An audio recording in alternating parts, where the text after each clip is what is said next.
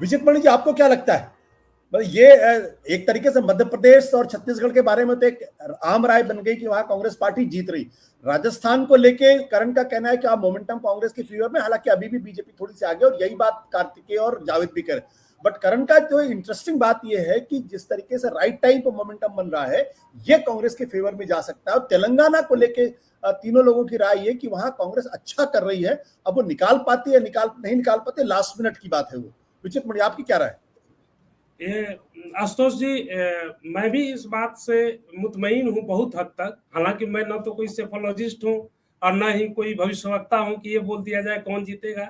एक पत्रकार के नाते, जैसा कि करण जी ने कहा कि वहां पर कांग्रेस को अभी थोड़ा सा गहलोत के कारण अपर हैंड दिख रहा है, तो मुझे इस बात से लग रहा है कि अभी बीकानेर में आरएसएस और बीजेपी का दूसरे चरण के सीटों के लिए मंथन हुआ है।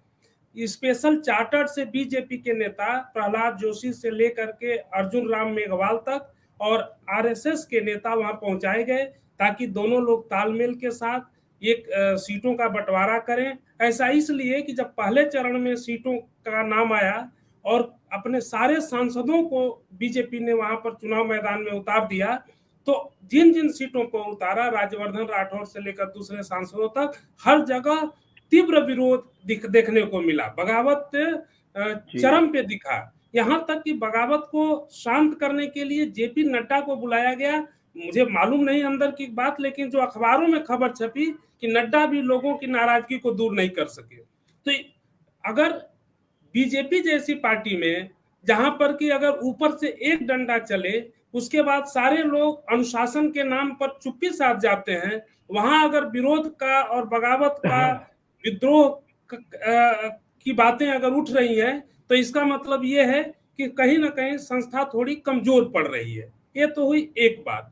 दूसरी बात, हम कुछ सैद्धांतिक या बुनियादी बातों पर अगर बात करें, चुनाव कौन जीतेगा कौन हारेगा, इसको हम अगर 3 दिसंबर के लिए छोड़ भी दें, क्योंकि हम तो यही सोचते हैं कि 3 दिसंबर को जो भी सच्चाई है वो सामने आ जाएगी। ये चुनाव बीजेपी गुजरात, माफ कीजिएगा, बंगाल मॉडल पे लड़ रही है और कांग्रेस कर्नाटक मॉडल पे लड़ रही है। बीजेपी सिर्फ एक व्यक्ति के एकमेव चेहरा प्रधानमंत्री नरेंद्र मोदी के नाम पर लड़ रही है। क्षेत्रीय नेता, चाहे वो राज्य के मुख्यमंत्री 15-15 साल रहे हों, उनकी कोई हैसियत नहीं है, सिर्फ एक चेहरे पर लड़ रही है। दूसरी तरफ कांग्रेस वो चुनाव लड़ रही है तो स्थानीय नेताओं पर लड़ रही है, जो स्थानीय माने राज्य में उनके चेहरा है नेता। प्रियंका गांधी, सोनिया गांधी, राहुल गांधी, खड़गे जी, सब लोग ठीक हैं अपनी जगह, लेकिन नेतृत्व उनका है जो स्थानीय है। दूसरी बात है कि इन फाइट जो है बीजेपी में ज्यादा दिखता है कांग्रेस की तुलना में। कांग्रेस में कम से कम सामने कलेक्टिव अप्रोच दिख रहा है। उप मुख्यमंत्री बना करके छत्तीसगढ़ में रमन बघेल और इनके बीच, सिंहदेव के बीच आ गया। और ये देखिए कि सिंहदेव के विरोधी बृहस्पति सिंह को टिकट नहीं मिला।